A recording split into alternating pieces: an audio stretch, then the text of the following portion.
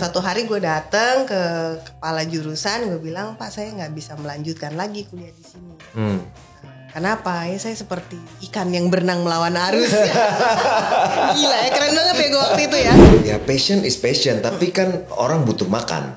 Jadi gue batal tanda tangan kontrak, gue kehilangan. Oh iya iya. Gue kehilangan brand itu gara-gara politik. Buat apa lo mencoba mengontrol sesuatu yang nggak bisa lo kontrol gitu kali kira-kira ya? Ngadepinnya. Let it be aja. Oke. Karena beda kita kerja sesuatu yang kita suka pakai hati dengan kerja cuman jadi budak perusahaan gitu ya. Budak korporat kalau kata anak-anak sekarang. Itu tuh beda. Gue juga sebetulnya tipe yang gitu dulunya. Kalau masalah percintaan tuh kayak di end of the world gitu zaman dulu ya. Apa yang akan Rachel Maryam nasihati atau bilang kepada seorang Rachel Maryam di usia 25 tahun? Gua mau bilang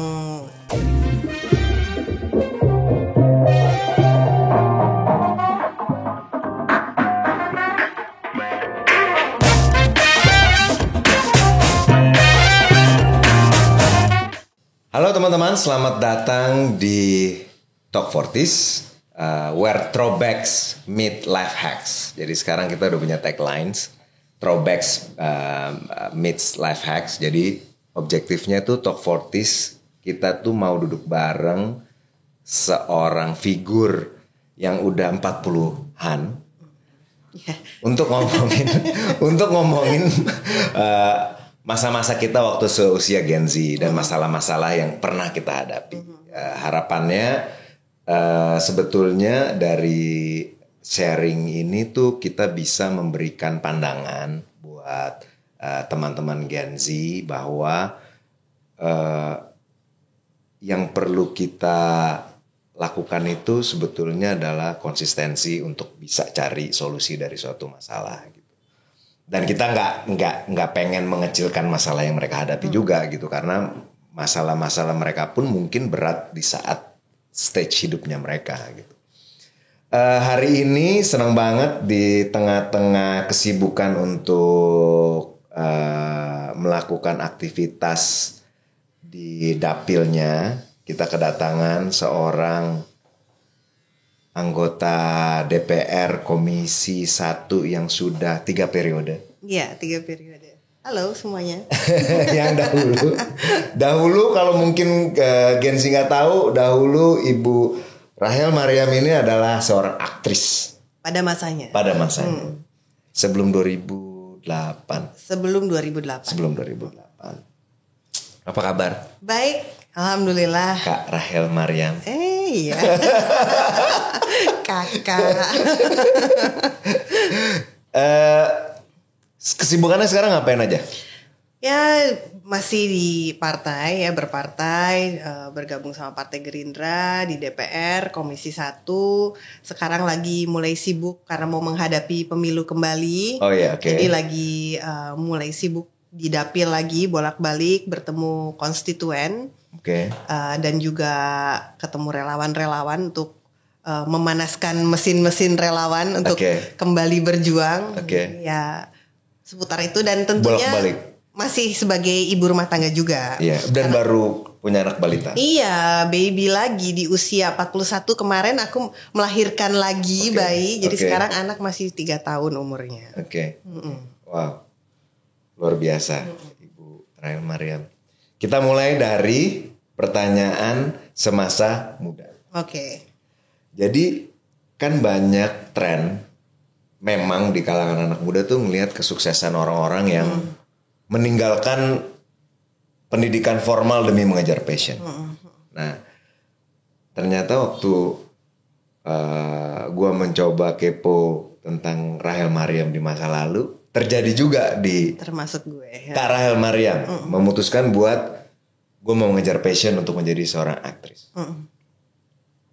Nomor 1 mungkin apa yang bikin lu tuh yakin bahwa udah deh gue jalanin deh gitu.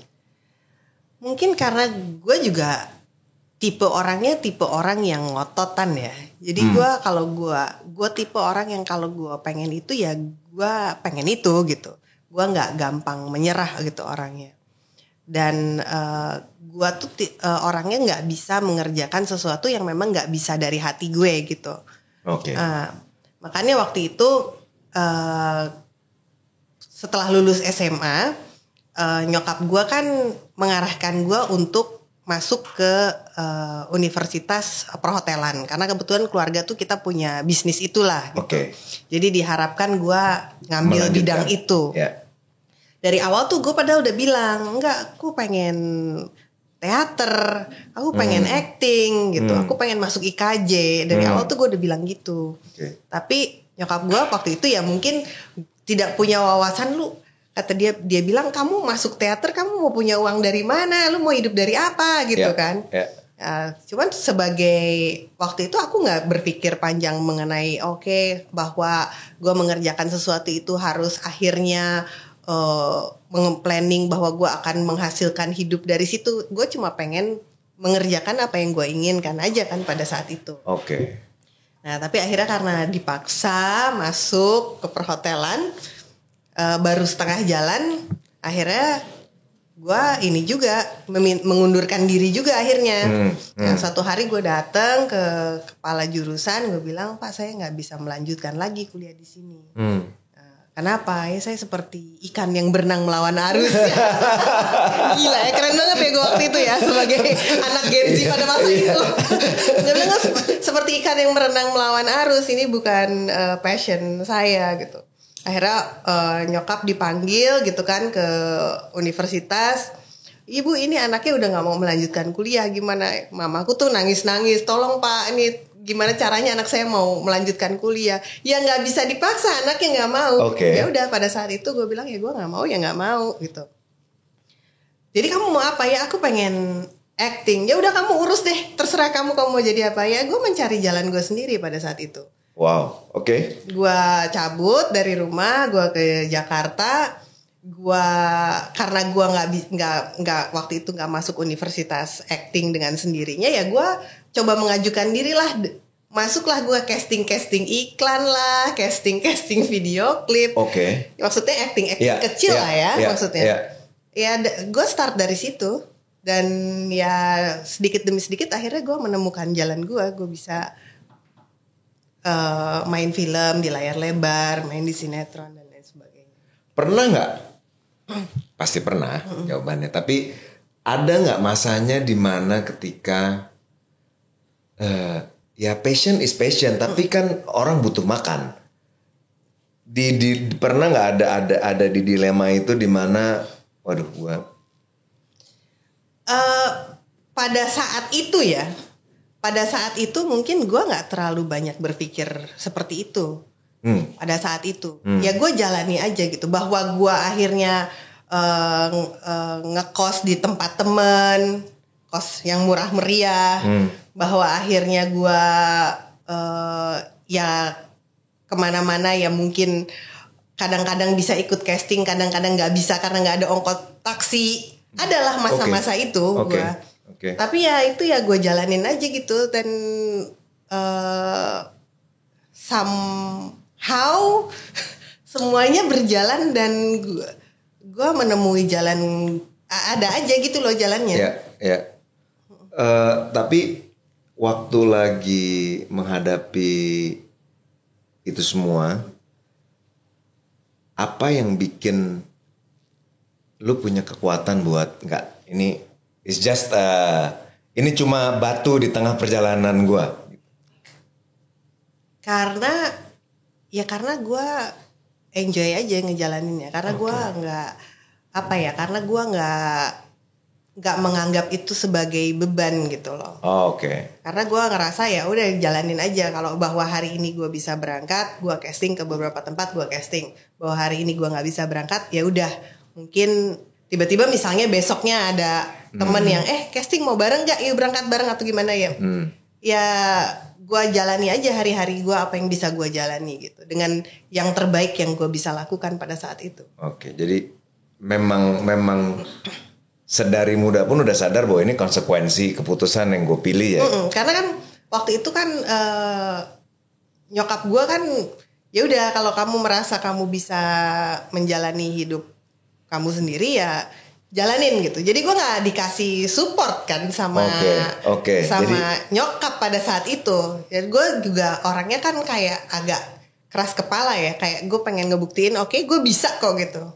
Meskipun tapi gue bisa gitu. Jadi gue pengen ya gue struggle aja sih. Jadi pada saat itu ya nggak kepikiran tuh ya kalau istilah anak sekarang work life balance. Enggak. Gak banyak overthinking lah, nggak ada waktu overthinking juga pada saat itu. Buat gue ya pada saat itu ya. Pada saat itu gue tuh nggak punya waktu untuk overthinking kalau untuk urusan karir dan pekerjaan ya. Yang gue tahu gue cuman itu yang gue pengen, itu passion gue pengen melangkah ke sana. Ketika ada kesempatan gue melangkah ke arah sana, gue melangkah. Kalau hari ini gue nggak punya kesempatan itu, memang gue harus menunggu ya gue tunggu gitu.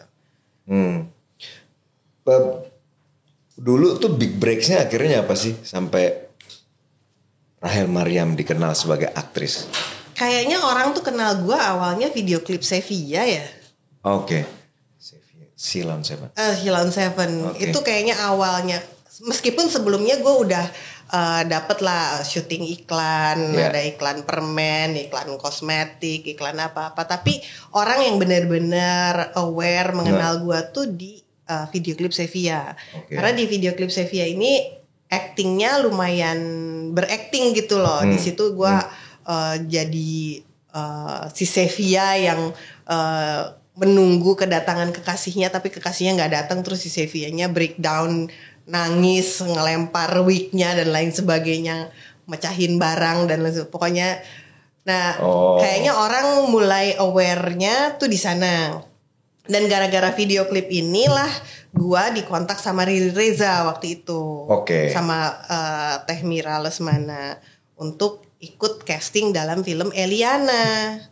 Oh, bukan Arisan dulu, Eliana dulu ya? Film pertama gue Eliana dulu.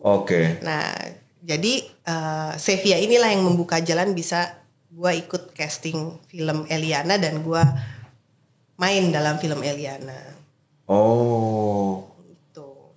Jadi di video klip itu orang baru ngeliat bahwa ini she can act. Karena video klip itu kan sebetulnya kan. Karena kan video klipnya bukan video klip cuman lari-lari pose-pose gitu. Memang di video klip Sevilla ini dibutuhkan acting lah gitu. Terus fast forward, tadi sekolah merasa nggak ada passionnya adalah di acting. Fast forward 2008 di persimpangan untuk meninggalkan hal yang udah diperjuangkan. Luar biasa selama ini masuk ke politik. Kenapa? Nah, itu juga sebetulnya hal yang gak pernah aku duga sebelumnya ya. Bahwa aku akan banting setir lah dari dunia acting yang begitu aku cintai lalu masuk ke dunia politik. Awalnya sih sebetulnya karena keluarga dari bokap gua tuh sebetulnya banyak yang orang birokrat dan banyak yang berorganisasi lah. Yang masuk Gerindra duluan tuh sepupu gue sebetulnya. Dan waktu itu Gerindra sebagai partai baru kan memang lagi mencari public figure untuk bisa mengendorse partainya lah karena dia partai baru. Jadi diharapkan ada vote getter. Nah, sepupuku ini mengajak gitu, ayo gabung Gerindra gitu. Terus aku bilang ya udah kalau vote getter aku siap deh, aku bantuin gitu. Tapi kalau beneran nyalek jadi anggota DPR kayaknya enggak deh. Soalnya kan kalau benar-benar masuk politik yang benar-benar kayaknya di dunia hiburan tuh nanti susah gitu karirnya gitu kan bayangan gua. Dan mungkin nggak boleh. Pada saat itu boleh nggak sih? Boleh, tapi tidak mudah. Karena ini cerita dulu loncat. Jadi ketika gue awal-awal daftar Partai Gerindra masuk masa pendaftaran caleg, pada saat yang sama tuh gue tuh lagi di approach sama sebuah brand yang lumayan oke. Mereka mau bikin iklan dan kita udah udah ada kesepakatan harga lah, udah tinggal tanda tangan kontrak lah gitu ya. Terus ketika mereka meeting gitu, terus dia bilang gitu, kita baca di media, di koran, kamu ternyata masuk jadi caleg ya, gitu kan. Sorry ya, kita nggak bisa melanjutkan kontraknya, jadi gue batal tanda tangan kontrak, gue kehilangan. Gue kehilangan brand itu gara-gara politik. Dan tapi gue udah ini sih, maksudnya ya gue tahu itu resiko yang paling mungkin terjadi pertama kali ketika orang masuk politik kan. Karena kan brand kan pasti khawatir dong, mereka kan nggak mau terasosiasi. Gitu. Wow. Tapi balik lagi berarti lebih ke arah bahwa ini adalah opsi yang dipilih dan you have to stick with it gitu ya. Jadi tadi kan sepupu gue yang ngajakin kan. Nah terus tadinya gue ya udah gue jadi vote getter aja deh, gue nggak mau langsung praktis gitu kan, masuk dalam politik praktis. Nah tapi gue tuh ini terus sama Sekjen Partai Gerindra Bapak Ahmad Muzani diajak ketemu, terus dia ngobrol-ngobrol lah tentang gimana sih pandangan kamu Indonesia, terus sebaiknya gimana gitu. Ya gue kasih lah pandangan-pandangan gue pada saat itu. Pak Muzani bilang, kamu tahu nggak bahwa nggak semua orang itu punya kesempatan untuk bisa nyalek dan punya peluang menang. Artinya nggak semua orang punya kesempatan untuk bisa mengubah keadaan Indonesia dari dalam dengan tangannya sendiri gitu. Kalau kamu cuman ngomong-ngomong kritik seharusnya begini, seharusnya begitu di luar, itu hanya akan jadi wacana. Tapi kalau misalnya kamu masuk ke dalam, kamu bisa merubah itu dari dalam. Dan gak semua orang punya kesempatan itu. Nah orang yang kayak kamu ini yang punya kesempatan itu, kamu masa gak mau ambil kesempatan itu? Dan kata-kata dia cukup mempengaruhi gue gitu. Cukup mempengaruhi gue dan iya juga ya. Akhirnya gue memutuskan yaudah deh, gue masuk ke politik. Dan ketika gue jalani ternyata gue enjoy juga gitu. Gue pikir kan tadinya satu-satunya dunia gue hanya acting kan. Tapi ketika gue masuk ke dunia ini ternyata ini dunia yang gue juga cintai juga. Dan terbukti 3 periode. 3 periode. Insya Allah keempat. Amin. Ngaminin banyak.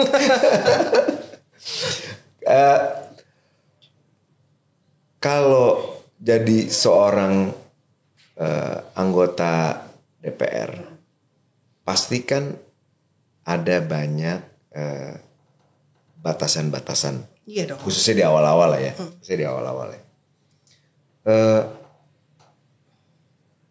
Apa waktu itu fans nggak kecewa? Banyak yang kecewa. Banyak yang kecewa. Kecewanya tuh diungkapkan dengan cara gimana? Ya macam-macam. Misalnya ya contoh yang paling ekstrim ya. Kayak kemarin ketika Pilpres yang lalu, di mana Pilpresnya hanya 2 pasang calon waktu itu. Pak Jokowi dengan Pak Prabowo nih. Sebelum mereka jadi CS banget nih. Ya kan?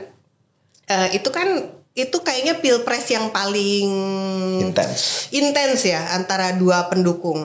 Dan gue sebagai orang yang jubirnya Pak Prabowo, jurkamnya Pak Prabowo, tentunya kan dapat serangan-serangan lah itu di sosial media. Dan yang nyerang itu banyak orang-orang yang bekas fans gue sepertinya. Karena banyak mereka yang misalnya sayang banget sih kenapa nggak balik lagi main film, atau actingnya bagus sih dulu gue suka filmnya, tapi ini sekarang kenapa jadi betina begini, apalah pokoknya bahasanya bisa kasar banget gitu. Yang kayak gitu-gitu. Jadi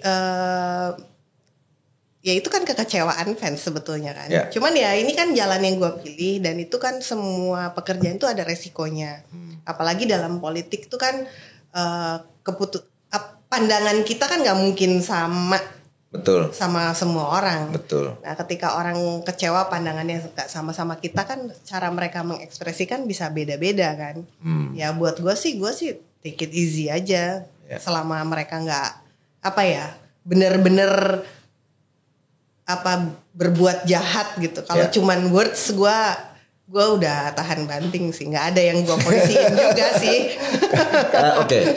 Nah ini kan masalah yang relate banget nih sama Gen Z sekarang, dimana social media itu kan jadi currency. Kita lumayan sering dengar lah orang dibully di social media sampai akhirnya to the extreme sampai bunuh diri, sampai ada yang jadi stres berkepanjangan.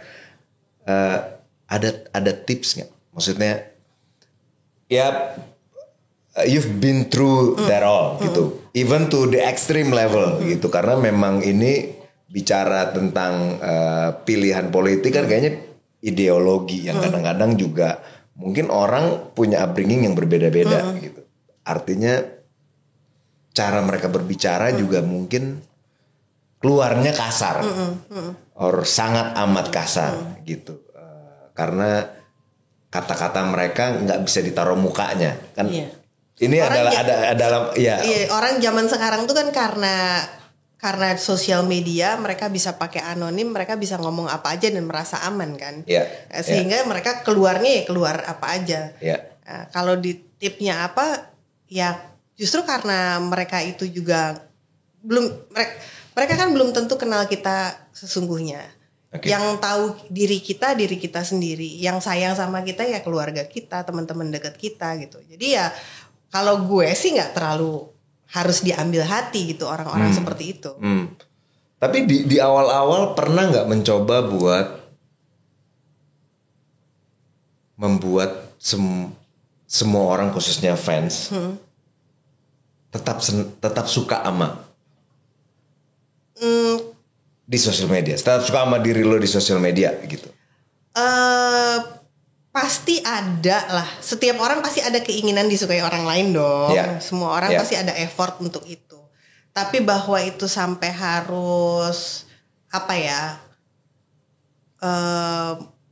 menjual diri gue yang sesungguhnya sampai gue harus jadi orang lain gitu.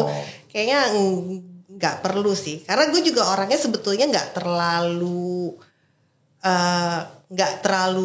sosial banget ya, karena buat gue lingkungan gue tuh yang terpenting keluarga inti. Gue tipe orang yang memang seneng bersama keluarga, kumpul-kumpul sama keluarga. Jadi gue merasa nyaman dengan keluarga gue, sehingga gue nggak terlalu terusik sama pandangan orang yang di luar gitu. Kalaupun misalnya mau memberikan tip, ada mungkin konstituen yang curhat gue nggak terlalu, tadi gue bilang kan gue nggak terlalu peduli sama pandangan orang di luar circle gue, kecuali itu sesuatu yang kaitannya dengan reputasi gue sebagai anggota DPR.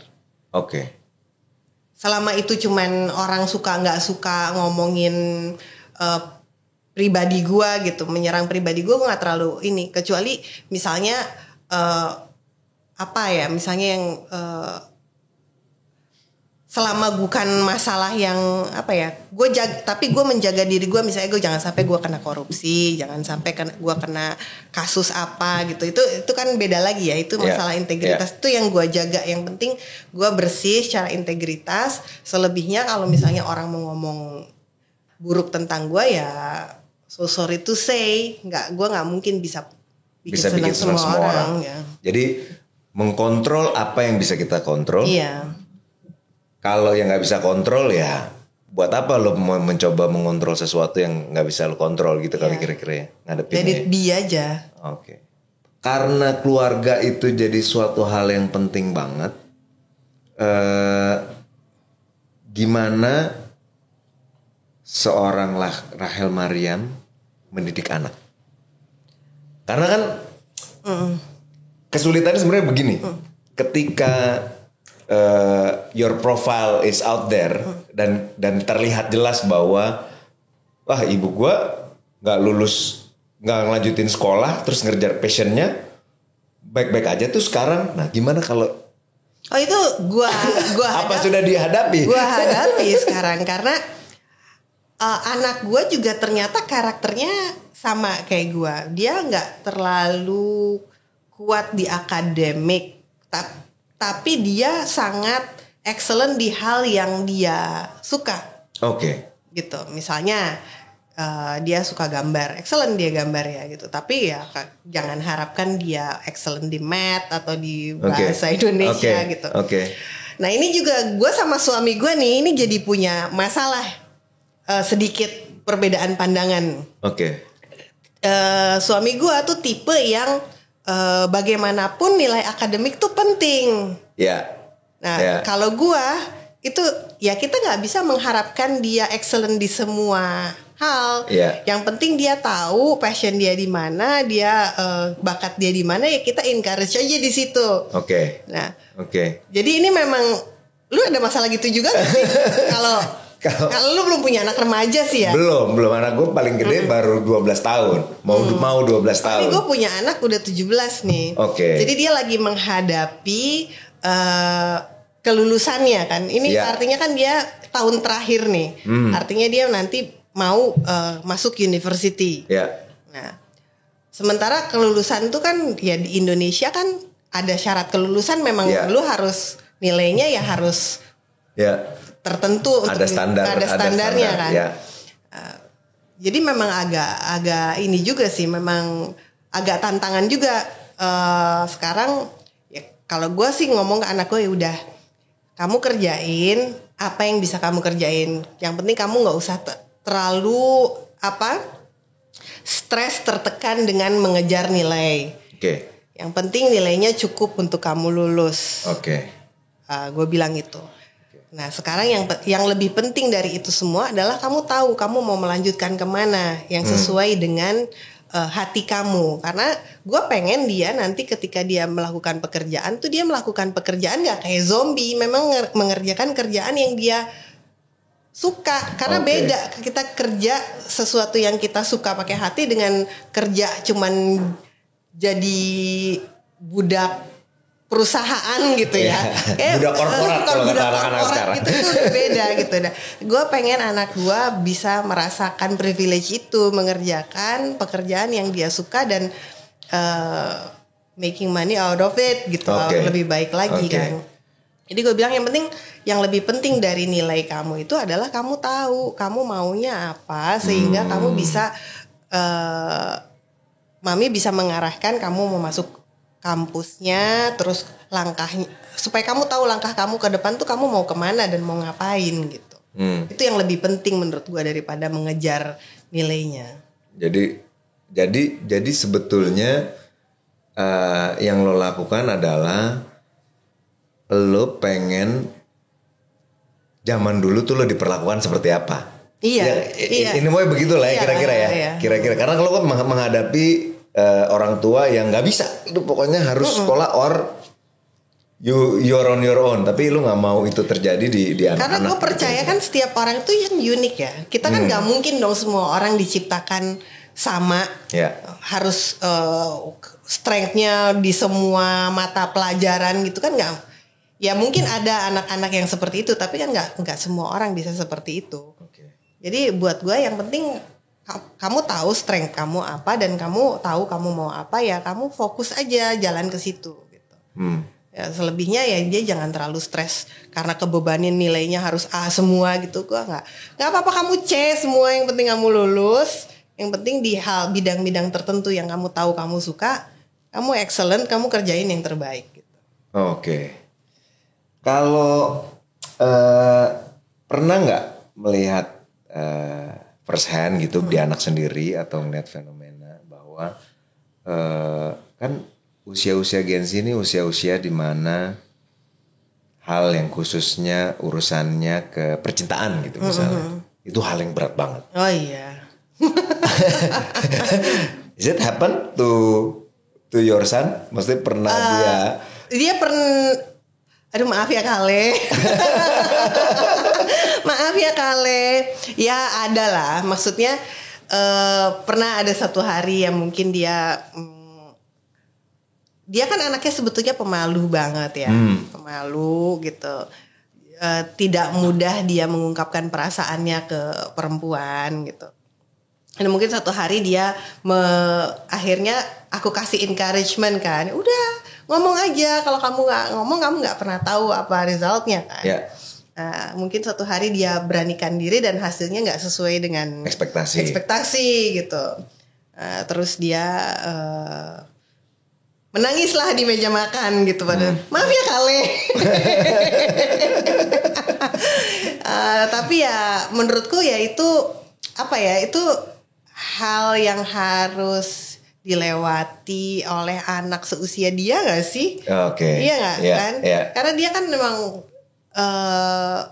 usia segitu kan usia yang harusnya dia what doesn't kill you makes you stronger gitu loh menurut gue. Kalau dia gak pernah mengalami hal itu ya dia gak jadi lebih kuat. Supaya dia jadi lebih berani sama perempuan apa ya, dia mungkin harus mengalami itu dulu. Harus mengalami penolakan demi penolakan. Tapi kan gimana caranya, apalagi tahu bahwa profil anaknya ini introvert, pemalu lah. Mungkin kalau buat sama perempuan pemalu, kalau sama teman-teman cowoknya sih enggak. Tapi kalau sama perempuan dia malu dia. Setelah itu apakah nasihat apa yang ini udah nih di awalnya udah dinasihati, jadi cowok tuh harus berani lah, because you'll never know what you don't know gitu. Jadi kalau lu mau tahu ya lu lakuin dulu dan you know. Setelah itu it went sideways. Terus what is the first thing that you say to him? Ya aku bilang it's okay Kale, nggak apa-apa. Maksudnya ya mungkin bukan yang terbaik dia untuk kamu kan. Maksudnya kan masih ada trial berikutnya dan wanita-wanita lain gitu kan. Umur dia juga masih segitu gitu kan, bukan ya maksudnya itu belum sesuatu yang menjadi serius kan. Ya nggak apa-apa, coba lagi, masih kenalan dengan banyak orang, ngobrol dengan banyak orang. Ya, jadi basically dikasih semangat aja. Dikasih semangat. It's not the end of the world. Yes. Gitu. Tapi padahal gue juga sebetulnya tipe yang gitu dulunya. Kalau masalah percintaan tuh kayak the end of the world gitu. Zaman dulu gitu. Tapi setelah gue flashback gitu ya, gue kembali lagi gitu. Gue inget gue yang waktu masih zaman gue jadi Gen Z itu gitu. Duh, apa yang harus ditangisi sih gitu. Apa yang harus ditangisi ya gitu. Iya mungkin karena masalahnya kan mungkin referensinya mereka yang mereka dapat itu kan banyak dari sosial media gitu kali ya. Jadi ketika dia sedih, ketika dia sakit hati selalu ada outlet pelepasannya gitu, dan selalu ada pendukungnya. Yang jadi challenge kan kadang-kadang gimana caranya kita memberitahu insights dari kita, karena kan anak-anak ini termasuk anak lo juga gitu, dia bisa cari informasi dimanapun ya, tentang symptoms yang dia hadapi dan bagaimana cara mengatasinya. Gimana caranya lo ngejaga, memberikan dia kebebasan tapi juga ada pagar values yang mau lo berikan ke dia gitu. Jadi contoh misalnya kayak patah hati itu sakit banget. Dia bisa aja dengan gampangnya search gimana cara mengatasi patah hati. So one of the post yang dia terekspos misalnya, lu minum aja. Kalau minum lu jadi nggak sadar, lu jadi seneng. Gimana caranya lu tetap, karena kan usia mereka kan usia yang kayaknya parent itu bukan idolnya mereka gitu, teman-teman mereka dan the whole is idolnya mereka. Pengawasan gue terhadap anak gue cukup ketatnya tuh bukan artinya diawasi terus ya, tapi dirangkul terus gitu. Jadi memang gue pasti kenal teman-temannya dia semua siapa. Terus sering jalan bareng sama teman-temannya juga, bikin acara. Kalau enggak udah teman-teman kamu aja ngumpul ke sini gitu kan. Jadi meskipun dia bersama teman-temannya, tapi pengawasan gue tuh nggak lepas sebetulnya dari dia. Oke. Jadi sehingga gue jadi kira-kira tahulah dunia mereka seperti apa. Dan gue tidak berusaha mengekang dia nggak boleh ini nggak boleh itu gitu. Kayak misalnya mau ada kalanya anak gue misalnya pengen ke klub sama temen-temennya gitu. Clubbing. Gue nggak bilang nggak boleh clubbing. Kamu nggak apa-apa clubbing, tapi kamu jangan minum ya. Nah, terus nanti kamu ditemenin sama ada omnya dia gitu, temenin nggak apa-apa pisah meja, yang penting kelihatan dari jauh gitu loh. Ini bukan karena kita nggak percaya ya, soalnya kan kalau clubbing itu kan kita nggak pernah tahu, tiba-tiba ada orang mabok, tiba-tiba berantem, tiba-tiba ada yang bawa pisau atau gimana, kamu yang ada di tengah itu tiba-tiba nggak beruntung. Ini bukan karena kita nggak percaya sama kamu, ini cuma untuk keselamatan gitu. Kita om-om kamu nggak akan gangguin kamu, bikin malu kamu di depan teman-teman kamu bahwa mereka ada, cuma pisah meja. Jadi kita tuh selalu ada meskipun kelihatannya tiada gitu loh.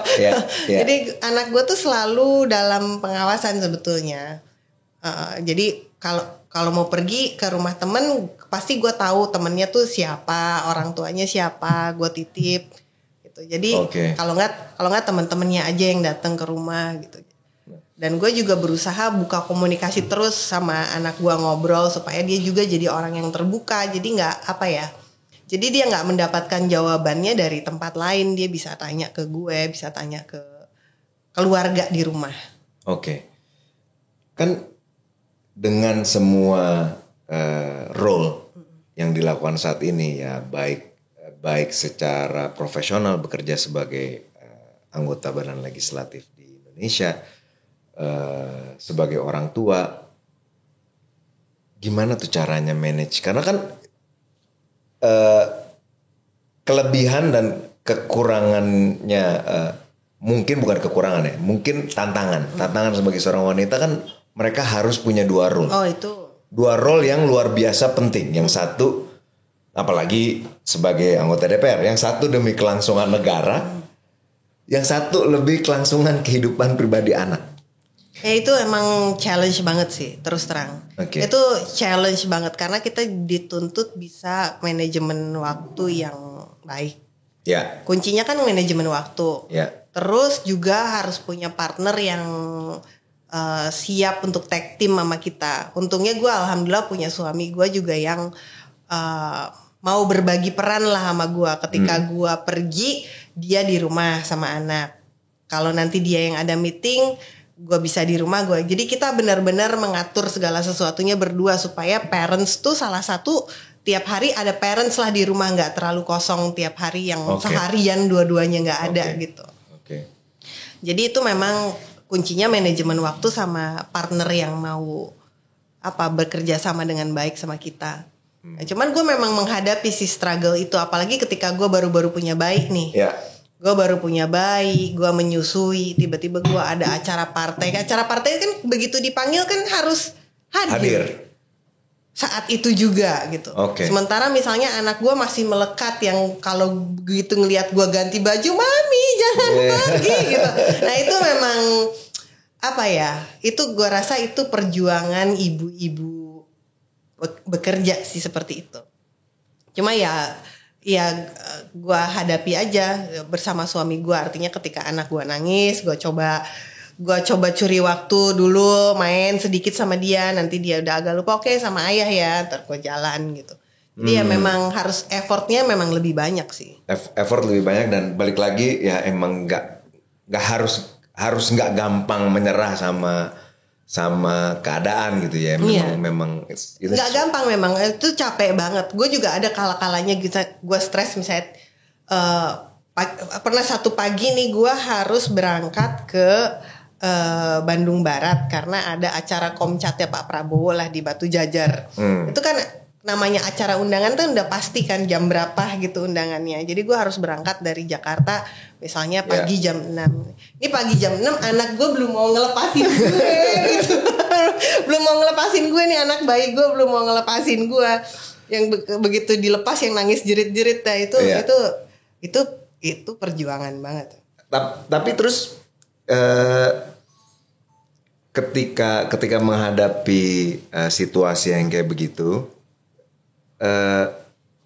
gimana cara quote unquote membayarnya ke si anak? Maksudnya membayar itu maksudnya apakah habis itu pasti selalu menyediakan atau meminta waktu kepada partai ataupun DPR untuk gue udah jalan ini, gue 1 hari jangan diganggu ya mau sama anak, apakah itu caranya manajemen waktu, or betul-betul curi waktu aja ketika sempat? Begitu sempat pasti sama keluarga. Gue kan orangnya juga seperti tadi gue bilang bahwa gue kan orangnya family banget sebetulnya. Jadi begitu nggak ada acara di luar, kalau udah pekerjaan udah selesai, nggak ada acara di luar, gue tuh waktu gue ya full untuk keluarga ya, untuk anak-anak gue. Ya kita keruntelan di tempat tidur, ya kita baca buku cerita sama anak, ya nonton TV sama anak yang gede, atau enggak pergi makan di luar. Jadi nggak pernah ada kegiatan. Jarang gue nongkrong sama teman-teman. Banyak teman-teman gue yang komplain. Oke. Banyak teman-teman gue yang komplain, Rahul tuh paling susah diajakin ketemuan. Karena gue tuh memang kalau mau ketemu sama gue, untuk sahabat-sahabat inti gue nih, kayak ada gue punya sahabat-sahabat deket gue, mereka tuh tahu kalau mau ketemu gue ya datang aja ke rumah gue. Kalau diajak ketemuan keluar gitu atau arisan atau apa tuh sulit lah gue. Karena gue tuh orangnya senang di rumah, senang sama keluarga. Me time-nya kapan dong kalau gitu? Kan tadi kalau itu me time gue. Me time-nya memang spending time with the family. Iya, gue tuh memang tipe orang yang senang berkumpul sama keluarga, sama anak-anak. Oke. Ya main kucing kayak di rumah sama anak atau apa, itu tuh me time gue gitu, healingnya gue tuh itu. Oke. Jadi ya nggak sulit jadinya. Bukan me time yang harus pergi ke spa sendiri gitu, gue bukan tipe gitu sih. Oke. Dan kalau gitu, pertanyaan berikutnya adalah masalah terbesar yang pernah dihadapi oleh apa ya masalahnya? Masalah terbesar gue apa ya? Soalnya kayaknya seems like hidupnya Rahel Mariam ini cukup mulus-mulus aja kalau dilihat dari luar ya. Enggak juga sih sebetulnya. Memutuskan buat mengejar passion and sukses. Terus memutuskan buat changing karir drastically dari drastically nggak ya kalau dibilang? Ya drastically lah ya, maksudnya dari dunia hiburan ke dunia yang sangat serius menjadi anggota badan legislatif lah. Dan suksesnya karena 3 periode dan insya Allah mau 4. Is it right perception gitu bahwa hidup Rahel Mariam ini kayaknya baik-baik aja? Enggak lah, nggak baik-baik aja. Itu semua ada ups and down-nya, ada sedih-sedihannya, ada segala ada air matanya juga di dalamnya. Cuman kalau ditanya mana titik terburuk dalam hidup gue nggak bisa menentukan di mana juga ya, karena kan hidup tuh selalu ups and down. Dan gue nggak pernah, setiap kali gue lagi di bawah dan ketika gue menangis gitu ya, gue tuh selalu bilang ya udah nggak apa-apa, artinya ini sekarang gue jadi orang yang lebih kuat. Gue tuh selalu gitu. Oke. Ini sekarang gue jadi orang yang lebih kuat nih. Gue lagi ditempa untuk jadi orang yang lebih kuat. Jadi benar-benar menghayati what doesn't kill you makes you strong. Betul. Itu banget. Oke. Dan bahkan sampai sekarang kan sebetulnya orang ngelihat gue duduk di DPR udah santai seakan-akan ya. Yeah. Padahal kan di dalam dunia politik tuh kita juga kan pasti ya ada dinamikanya sendiri gitu. Di internal partai dan lain sebagainya. Ya itu juga, aku juga pasti adalah titik aku merasa di bawah dan lain sebagainya. Cuman ya dengan waktu ya yang berjalan ya, aku ngerasa segala macam masalah yang hadir dalam diriku tuh sesungguhnya bikin aku jadi orang yang lebih kuat berikutnya. Karena aku jadi orang yang lebih punya ilmu, karena aku punya belajar sesuatu dari situ, dan mentalku juga jadi lebih kuat. Oke, gue pernah ngalamin gini, artinya gue nanti ada hal seperti ini nggak akan jatuh ke lubang yang sama. Jadi teman-teman Gen Z nggak melulu hidupnya, walaupun di Wikipedia kayaknya kalau kita baca mulus-mulus aja gitu semuanya, tapi ternyata di dalam perjalanan itu ya intinya ya jangan nyerah gitu, bahwa memang harus menyadari bahwa hidup itu pasti ada masalah, dan masalah itu harusnya bisa diatasi gitu ya. Pasti bisa diatasi. Nah, waktu jadi aktris kan dituntut punya penampilan fisik yang quote-unquote sempurna lah. Tuntutan dari profesi. Sementara sekarang nih ada fenomena body dysmorphia. Jadi fenomena di mana ya namanya seorang wanita ketika udah jadi ibu ya tubuhnya berubah, apanya segala macam, itu sebagai seorang yang dulu memang melihat bahwa penampilan fisik jadi sesuatu hal yang penting. Pernah nggak sih ada di masa dimana lu melihat bahwa penampilan fisik ini sangat penting?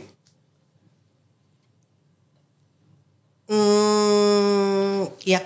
Dan gimana cara lo menerimanya bahwa ya this is phase of life kan, kadang-kadang kan ya kita nggak memang sekarang, apalagi kalau dibandingin zaman dulu gitu, kayaknya operasi plastik itu hal yang kayak operasi plastik ya, kayak ya kan, tapi kalau sekarang kan udah biasa aja gitu, it's something yang is a normal thing gitu. Gimana cara lo, apalagi lo yang dulu harus memelihara penampilan fisik dan sekarang punya 2 anak dan sebagainya, yang mungkin udah shift nih apa namanya values yang lo anut dari ya mungkin seorang Rahel Maryam gitu. Karena gue juga udah di usia matang ya, artinya kan sekarang di usia matang, terus dengan keluarga yang mapan ya kan, artinya gue sudah berkeluarga, udah ada anak gitu.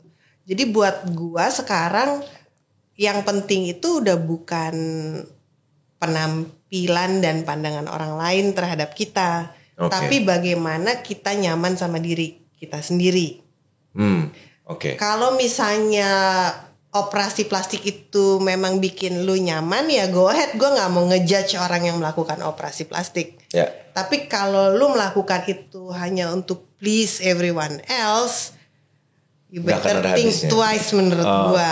Iya benar. Karena lu nggak bisa please everybody kan gitu.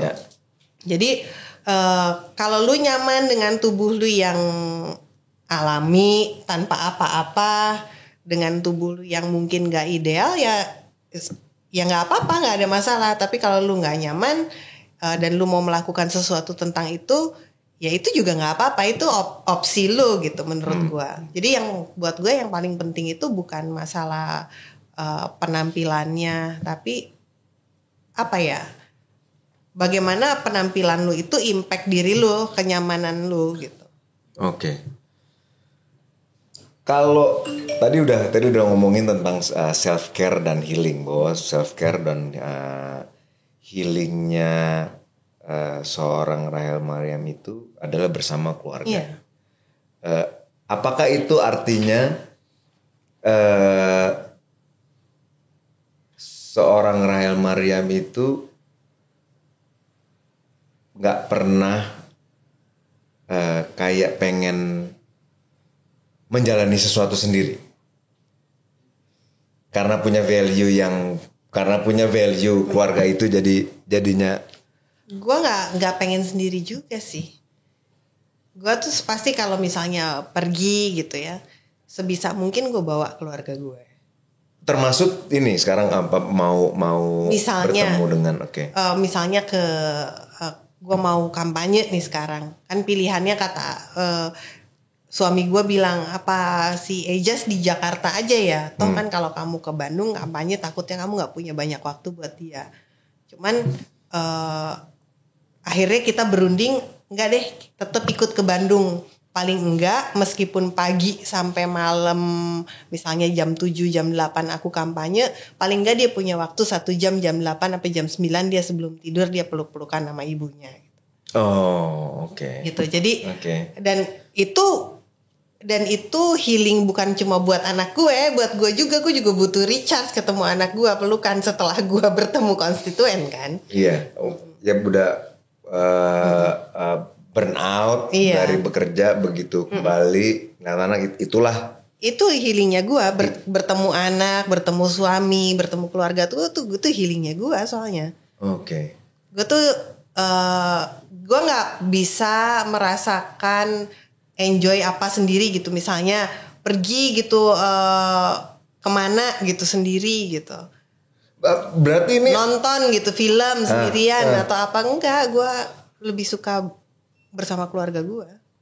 Berarti memang evolve banget dari lo yang waktu itu memutuskan buat berhenti sekolah dan berkarir, itu kan sendiri kan? Itu sendiri. Cuma ketika gue berkeluarga, gue punya pasangan, terus gue punya anak, itu jadi my jadi whole berubah. world. Jadi memang apa namanya? Titik berbaliknya itu ketika punya anak. Punya anak. Emang betul-betul itu merubah gue. Ternyata jiwa keibuan gue sekental itu. Ternyata gue menikmati itu jadi ibu kali ya. Kalau gitu ketika lagi, ini kan sekarang soalnya banyak fenomena-fenomena kayak misalnya aduh punya anak repot, punya anak. Dan ini betul-betul jadi suatu gerakan di sosial media yang mereka sebut child free life gitu. Pernahkah berpikir bahwa lo memang dulu waktu muda sebelum punya anak gitu, kayaknya being single with no kids, enggak sih, gue nggak pernah terpikir gitu sih. Maksudnya berpikir bahwa harus punya anak nggak pernah berpikir gitu, tapi berpikir untuk nggak punya anak juga nggak pernah berpikir gitu. Dalam term itu gue netral lah. Gue nggak berpikir harus punya anak atau nggak punya anak. Tapi ternyata ketika gue punya anak, gue mensyukuri itu dan gue menikmati itu. Dan kalau gue harus kembali lagi ke masa lalu dan memilih gue punya anak apa enggak, ya gue akan tetap memilih punya anak.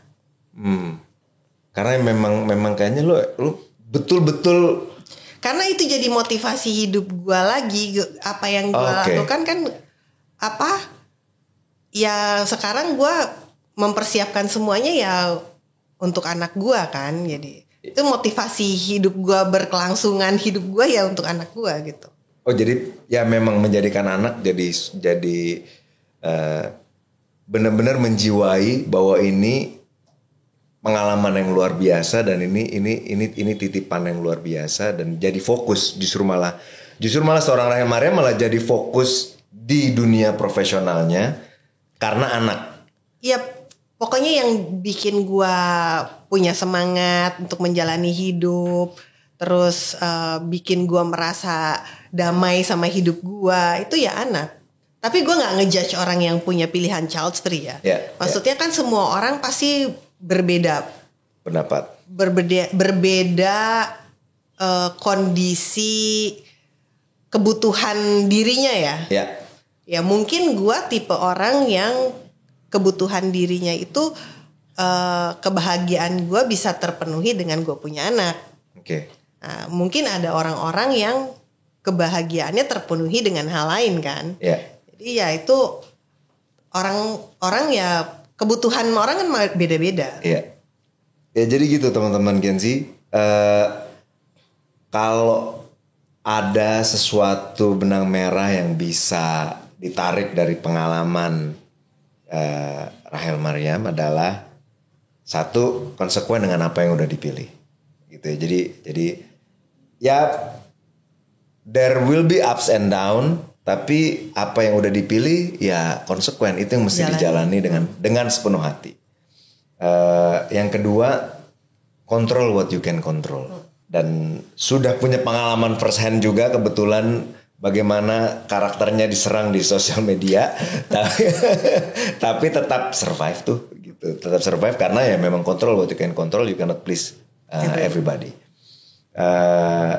Dan yang ketiga yang paling penting adalah family values. Ya gimana caranya Rahel Mariam itu punya fondasi family values yang cukup kuat sehingga inilah yang menjadi ya motivasi, ya sumber kebahagiaan yang pada akhirnya menjadikan Rahel Mariam seperti sekarang. Pertanyaan terakhir, apa yang akan Rahel Mariam nasihati atau bilang kepada seorang Rahel Mariam di usia 25 tahun? Gua mau bilang terima kasih aja kali ya. Terima kasih sudah bertahan.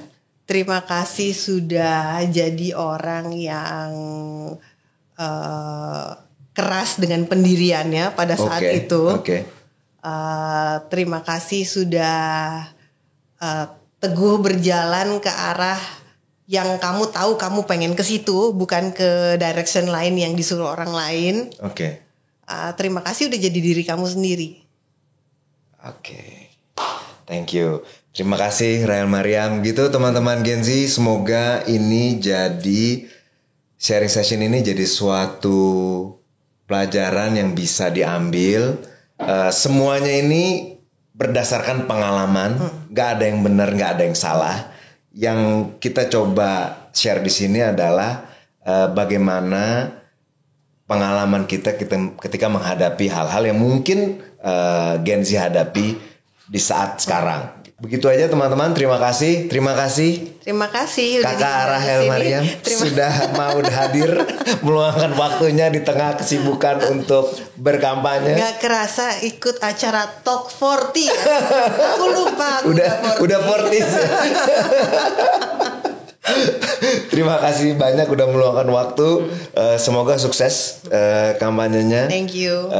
Semoga tetap bisa memperjuangkan aspirasi para konstituen. Teman-teman Gen Z, terima kasih udah mau menyimak Talk 40 episode ini. Jangan lupa dengarkan juga di Spotify dan Noise. Tinggal search aja Talk 40. Follow Instagram dan TikTok @PeitoNetwork. Subscribe YouTube @PeitoNetwork. Terima kasih semua. Sampai ketemu lagi.